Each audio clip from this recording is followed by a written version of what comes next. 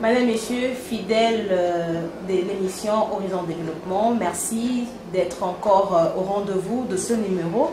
Un numéro qui est tourné en dehors de votre province, parce que vous connaissez que c'est une émission qui se tourne à travers la République démocratique du Congo, pourquoi pas aussi au-delà des frontières congolaises. Aujourd'hui, dans cette émission, nous recevons le chef de division provinciale de l'environnement dans la ville de Lubumbashi, M. Ilunga Ngwej, à qui nous disons déjà bonjour et bienvenue dans cette émission Horizon Développement.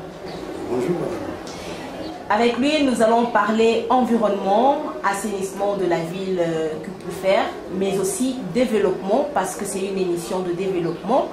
D'abord, la première question, comment la ville de Lubumbashi gère ses déchets? Bon, d'abord, un rectificatif, je ne suis pas ici de la division de la ville, je suis ici de la division de la province de Katanga. La province de Katanga. Oui. Lubumbashi est le chef-lieu de cette province. J'y réside, j'y travaille. J'ai aussi travaillé comme coordinateur urbain de la ville de Lubumbashi. Je vais vous parler de mon expérience par rapport à notre question. Lubumbashi, c'est la deuxième ville du pays, comme vous le savez. Une ville qui a été construite à l'époque de 300 000 habitants. Aujourd'hui, elle compte plus de 5 millions d'habitants, je pense. Avec une infrastructure, un point d'interrogation. C'est-à-dire, le colonisateur qui a construit cette ville, après son départ, c'est nous-mêmes qui l'avons continué à la construire. Dans quelle urbanisation? Parce qu'en fait, en matière d'urbanisation, quand il y a un lotissement, on tient compte de tous les aspects par rapport à l'implantation d'abord des parcelles qui vont suivre, par rapport à la population qui va y habiter, par rapport à toutes les activités qui accompagnent l'homme qui sera implanté dans ces lotissements. Ce qui a fait qu'à l'époque, il y avait les quartiers résidentiels, les quartiers commerciaux et les quartiers industriels.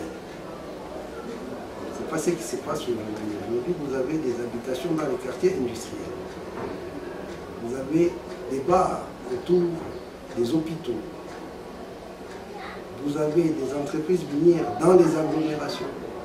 Tout cela concourt à ce que la vie des citoyens qui restent en Lubumbashi aujourd'hui ne soit pas aisée. Est-ce que la ville a d'abord un plan d'aménagement? Je pense que comme toutes les villes du monde, la ville de Lubumbashi a un plan d'aménagement. Mais je pense que la question c'est de savoir est-ce que ce plan-là est suivi. Voilà, j'allais rebondir avec cette question. Voilà. Est-ce qu'il est appliqué? Il a été révisé? En République démocratique du Congo, la gestion des villes dépend des maires. C'est-à-dire, les maires, ils ont dans leurs attributions la gestion des déchets. Tout ce qui est produit par l'homme, tout ce qui est produit par le commerce, tout ce qui est produit par l'industrie en tant que déchets doivent être gérés par les mairies. Et à cet effet, je crois que la ville doit avoir un plan de gestion des déchets. Ici à Lubumbashi, je crois que jusqu'à présent, il y avait un plan de déchets. La mairie a fait un contrat avec une entreprise sud-africaine pour collecter, évacuer, entreposer les déchets. Mais il paraît que ça ne marche pas très bien. Pourquoi? Parce que ça fait plus de 20 années en République démocratique du Congo que les gens ne savaient plus payer la taxe immondice. Les gens pouvaient acheter, consommer, jeter, sans payer une taxe pour qu'on vienne récupérer les déchets. Parce que l'homme, de par sa nature, produit les déchets à chaque instant, que ce soit les déchets solides, liquides ou liquides. Donc, normalement, il devait y avoir une culture de paiement de la taxe. Avec cette taxe, on sait entretenir un service de gestion des déchets. À Lubumbashi, ces services, ça existe. On ne travaille pas convenablement parce que les citoyens ne contribuent pas. Si tous les citoyens pouvaient contribuer à l'évacuation de leurs déchets, je crois que la ville serait plus propre. Et qu'est-ce qui a fait que les citoyens ne contribuent plus comme par le passé? Non, je vous dis qu'on a fait beaucoup d'années. Les gens n'étaient pas habitués à payer la taxe sur l'enlèvement des déchets. C'est comme aujourd'hui, on est en train de remettre l'impôt personnel minimum. Vous avez des chariots à partir des fonctionnaires d'abord qui disent que ça coûte cher. Oui, ma question est de savoir pourquoi il y a eu cette rupture-là. Parce que jadis, la population payait, et qu'est-ce qui se passait? Est-ce qu'il y a eu l'absence de l'État qui ne faisait plus de suivi? Il y a eu beaucoup de programmes, il y a eu la révolution, il y a eu l'objectif 80, il y a eu beaucoup de programmes. Ce qui a fait que les citoyens, ils pouvaient ne pas payer son impôt, mais vivre. Or, dans n'importe quel pays du monde, les gens doivent payer leur impôt pour contribuer au développement du pays. C'est ce qui a fait que pour remettre cette culture du paiement des impôts chez les citoyens, c'est un peu difficile. C'est comme aujourd'hui avec l'impôt foncier, ce n'est pas tout le monde qui paye. Il faut y aller méthodiquement, il faut y aller sans qu'il y ait trop de casse pour que les gens apprennent que l'État ne vit que des revenus de ses citoyens. Est-ce que vous pensez qu'à l'heure actuelle, avec le social des Congolais en général, qui pose problème, ça sera facile pour que parce qu'il y a urgence que chaque Congolais, comme partout ailleurs, ça s'est fait dans certains pays, puisse contribuer. Mais est-ce qu'à l'heure actuelle, ça sera vraiment facile? Je pense, madame, l'une des tâches quotidiennes d'une dame, c'est quand elle se lève le matin, elle fait la propriété de la maison, elle fait la propriété de sa parcelle, et elle récupère les déchets, les collecte, et les met quelque part. Soit c'est dans une poubelle, soit c'est dans un sachet, soit c'est dans un récipient quelconque pour les évacuer après. Mais pour les évacuer, il fait quoi? Il fait appel soit à un chariotman, soit à quelqu'un du quartier qui travaille, qui fait les petites maisons, contre rétribution. Peut-être 1000 francs, peut-être 2000 francs. Mais si la ville pouvait mettre une politique de récolter ces 1000 francs que la ménagère dépense, et de valoriser ces 1000 francs par l'évacuation des ordures à grande échelle, des camions, types, pour évacuer ces ordures, et que cela soit fait régulièrement et en temps réel. Je crois que l'État aura le moyen de sa politique pour gérer les déchets de la ville. Et qu'est-ce qui manque alors à la province pour, vous avez bien expliqué que la province peut s'organiser et récolter ce 1000 francs que les chariotmen récupèrent pour l'évacuation des déchets, alors que normalement dans des villes sérieuses, cela revient à la responsabilité de la ville. Mais pourquoi ici à Lubumbashi je ne sais pas si je l'ai fait bien fait comprendre. J'ai dit la gestion des ordures revient au maire. C'est le maire qui doit prendre ses... Oui, vous êtes de la ville, mais pourquoi le maire ne le fait pas? C'est pas la province. Voilà, pourquoi le maire ne le fait pas? Et que les maires doivent le faire. Les maires, quand je parle du maire, c'est une administration. Avec tous ses services, avec les promesses qui suivent en bas. Vous comprenez? Donc c'est un travail qui ne demande pas qu'on soit, c'est pas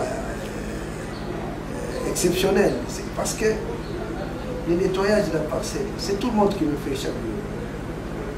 Mais l'État a le devoir d'évacuer ces ordures, de les gérer pour que la population reste dans un milieu sain. Et pour le faire, il faut une organisation. Me demander pourquoi on ne le fait pas, je ne sais pas vous répondre. Mais à ma connaissance, je sais qu'il doit y avoir une organisation pour que ces déchets, l'évacuation de ces déchets se fasse. Et il ne suffit pas seulement d'évacuer les déchets, il faut savoir où est-ce qu'on va les entreposer. Et qu'est-ce qu'on fera de ces déchets après. À Lubumbashi, si vous vous souvenez, vous verrez qu'on n'a même pas de décharge publique. Les déchets qu'on évacue de partout, on va les entreposer dans des anciennes fosses qui servaient, ce sont des excavations qui servaient à la fabrication, donc à l'exploitation de moellons, des grosses briques qui servent à faire les fondations des maisons. Tellement que les creuseurs en ont fait des grands trous nous sommes en train de les coucher avec les déchets. C'est-à-dire, on déplace un problème de la cité pour le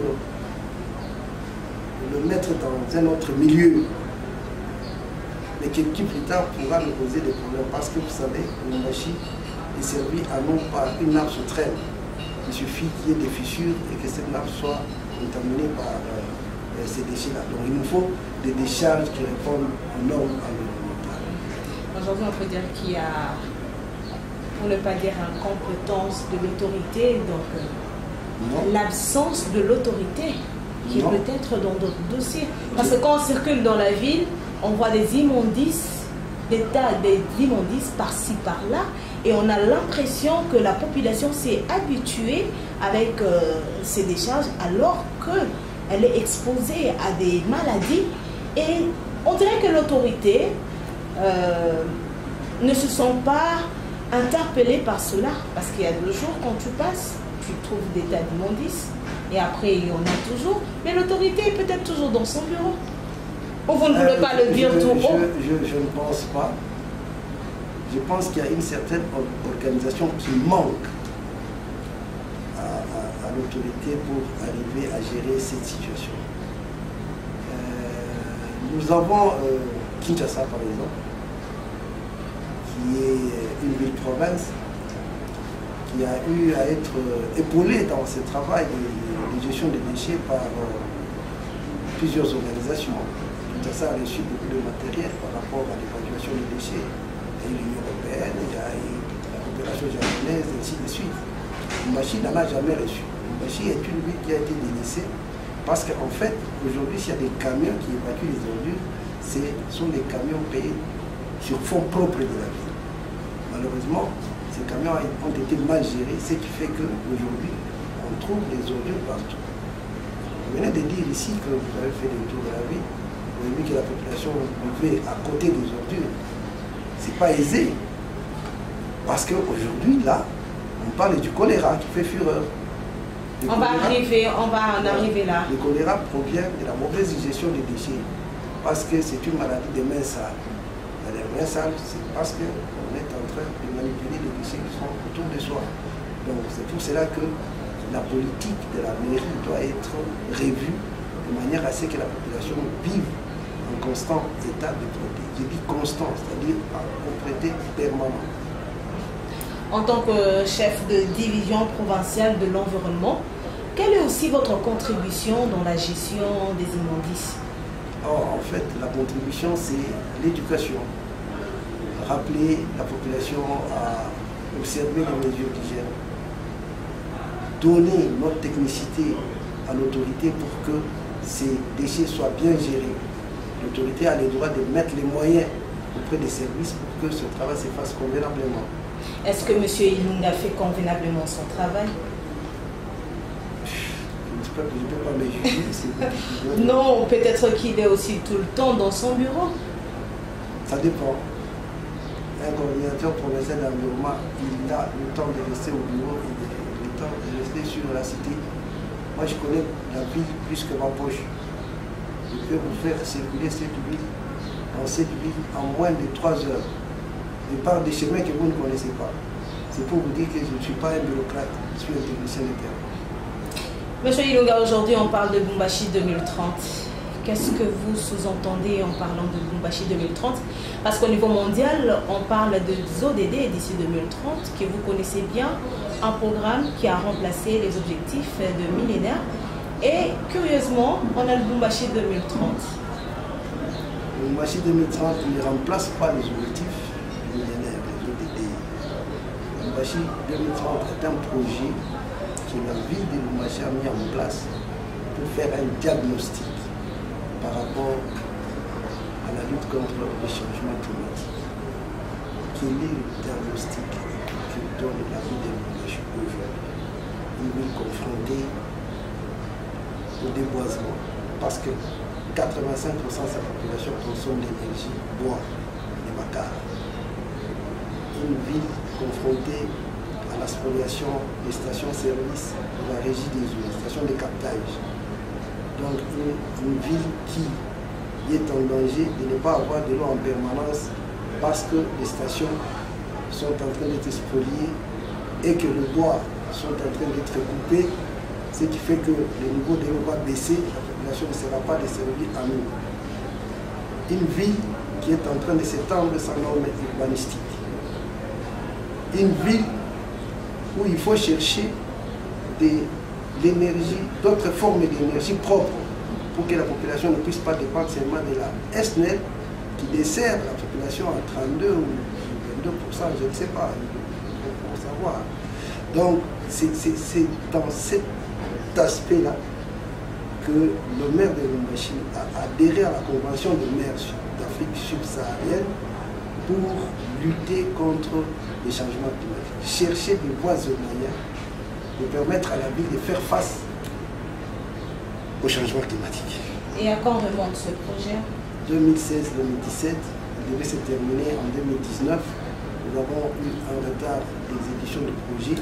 Nous sommes en train de demander un avenant pour 1 ou 2 années afin que nous puissions sortir des projets qui seront de standards sur lesquels l'autorité va se baser pour le développement de ces pays. Comment pouvez-vous évaluer aujourd'hui ce projet? Est-ce que les objectifs sont atteints? Pas encore, nous sommes en cours. Je viens de vous dire que nous avons... Oui, vous êtes en cours, mais quand même, il y a quelques années déjà épuisées. Et vous avez bien dit que le diagnostic est terminé. Oui.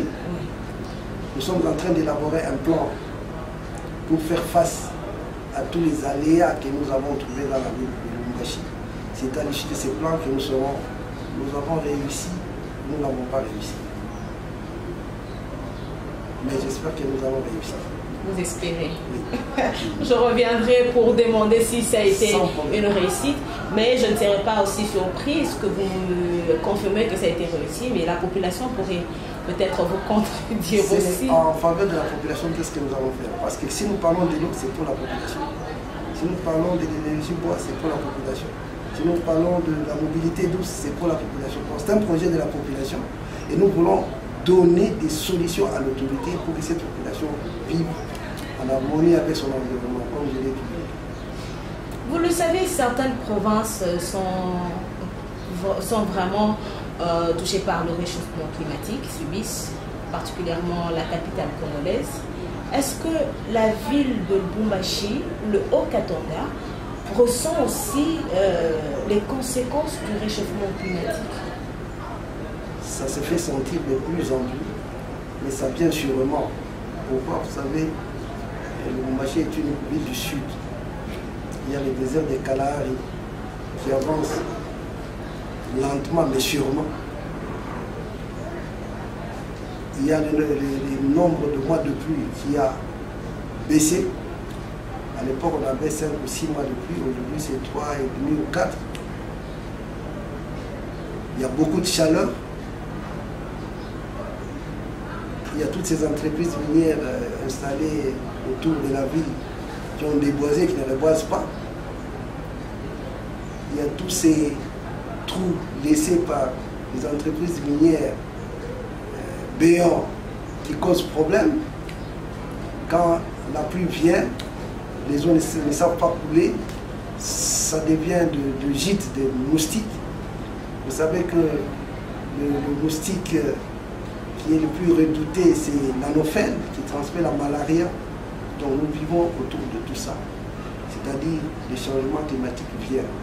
Aujourd'hui, les cultivateurs vous diront qu'il y a un ver qui détruit les feuilles de maïs et tout ça. Bon, c'est avec tout ça que nous nous sommes dit qu'il est grand d'agir. Il est temps de réfléchir. C'est ça l'objet du projet de Lubumbashi 2030. Chercher à trouver des solutions pour faire face à tous ces problèmes. Et vous connaissez quand même qu'il existe les objectifs de développement durable. 5 ans déjà écoulés.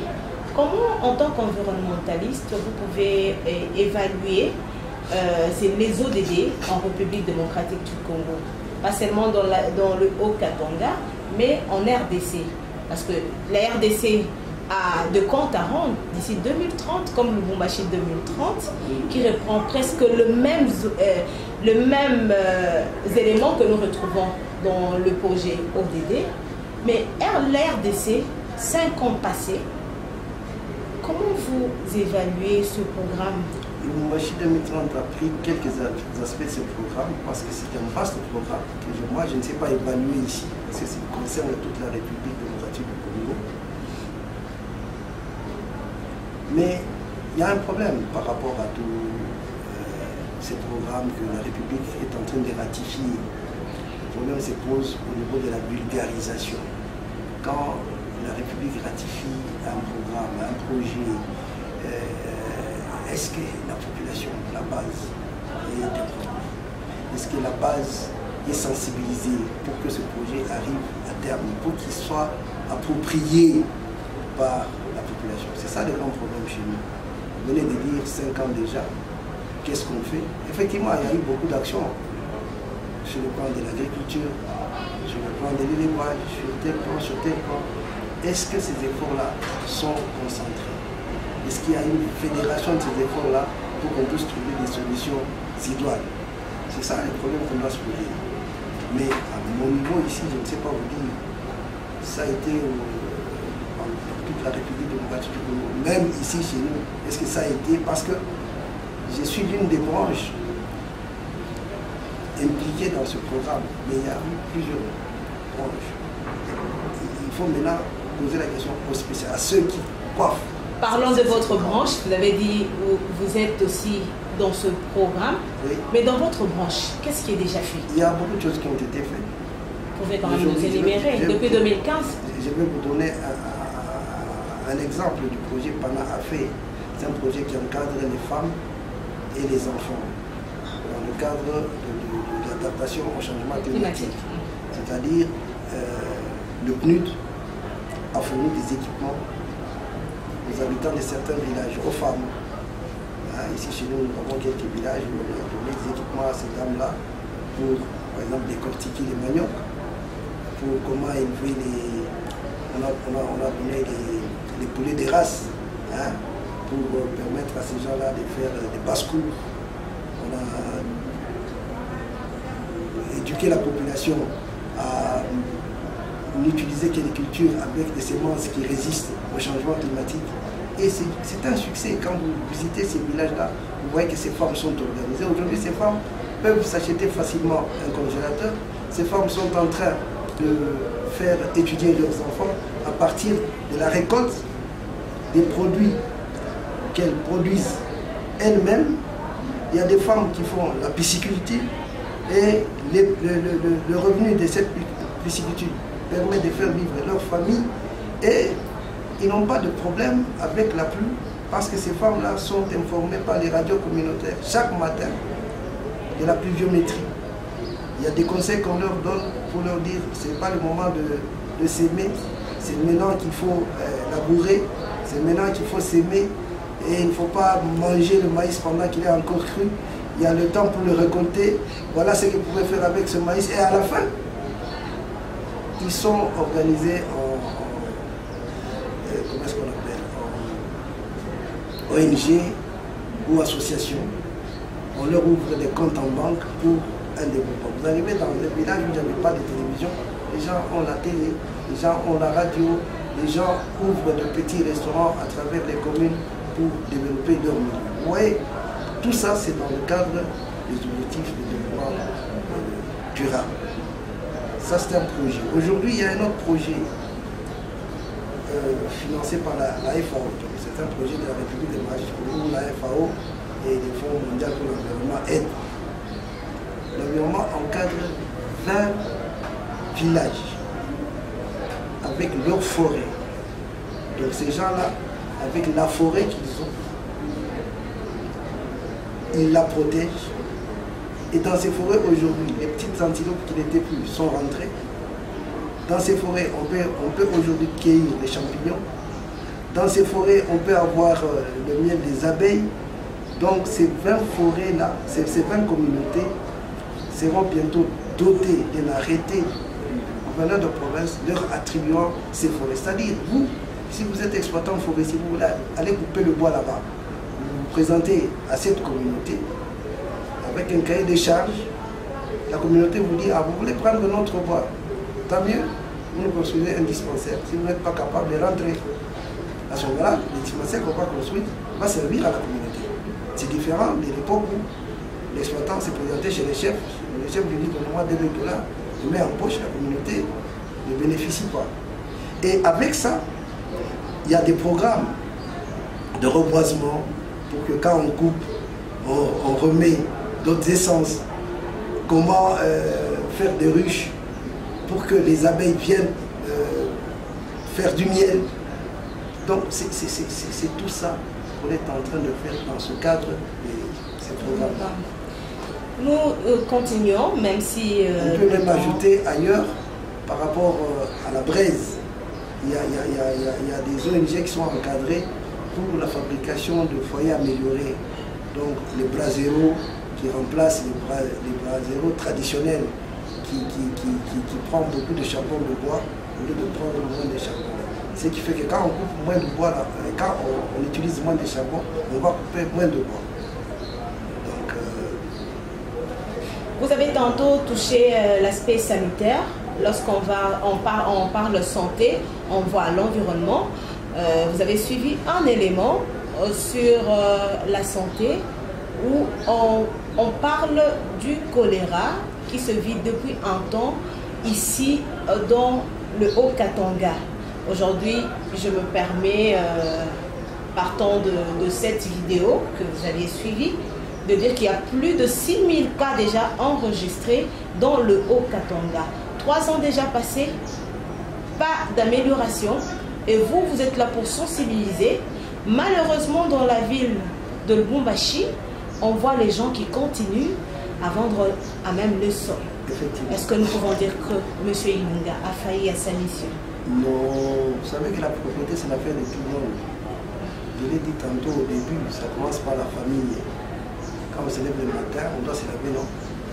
Quand on se lève le matin, on doit nettoyer sa parcelle, on doit ranger son lit et tout ça, et puis on va travailler.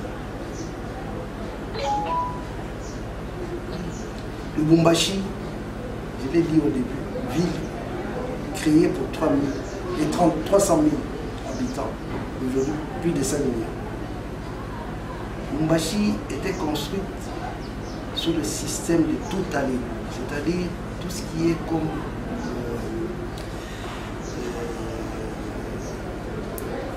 eau sale devait être charrié